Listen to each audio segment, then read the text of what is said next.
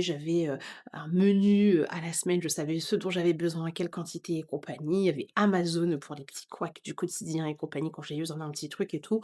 Basta, j'ai fait ça comme ça et je me suis tue. Je me suis tue dans le sens où j'ai fait le choix de pas tirer la sonnette d'alarme partout. J'avais des ultra proches du quotidien, en tout cas, qui étaient au courant. Il y a certaines personnes à qui j'ai pris la décision de cacher les choses à ce moment-là.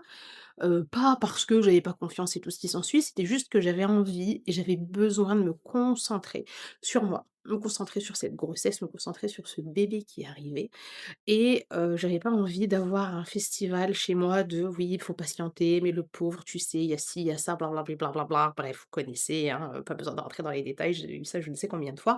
Là, je savais que c'était non, donc voilà, je suis restée dans mon petit cocon comme ça, avec mes enfants. Alhamdoulilah, j'avais mon médecin généraliste qui était juste à côté, les activités sportives étaient aussi à côté. Pour me rendre à mes, consultations médicales, pareil, j'avais un bus, en face de chez moi qui m'amenait à l'hôpital au bout de 10 minutes. J'avais une amie juste à côté qui était opérationnelle pour me ramener, en urgence s'il y avait un problème ou si j'avais accouché et tout ce qui s'ensuit, donc tout était OK, ça roulait comme du papier à la musique et je vais être sincère avec vous.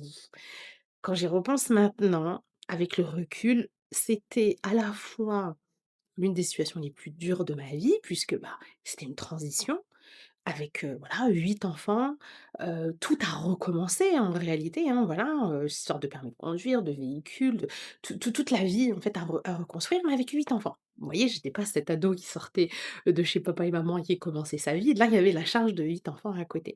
Donc c'était un gros défi pour moi dans ma tête et comme je l'ai dit, je savais pas du tout vers quoi j'allais. Mais malgré le fait que d'un point de vue extérieur, tu te dis: «C'était un chaos pas possible, mais comment elle va faire la sœur?»